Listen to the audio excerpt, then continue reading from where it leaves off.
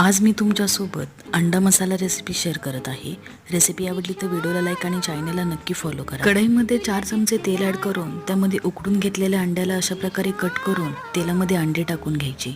त्यानंतर यावर 1 चमचा मिरची पावडर, अर्धा चमचा गरम मसाला, अर्धा चमचा हळद ॲड करून चवीनुसार मीठ टाकून अंडी फ्राय करून घ्यायची.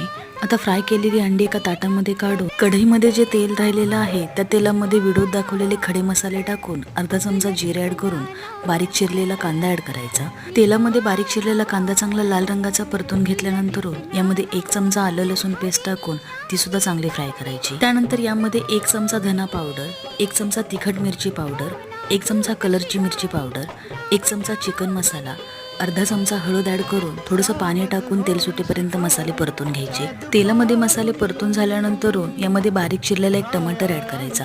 भाजीची जितकी थिकनेस हवी तितकं गरम पाणी ॲड करून पाण्याला उकळी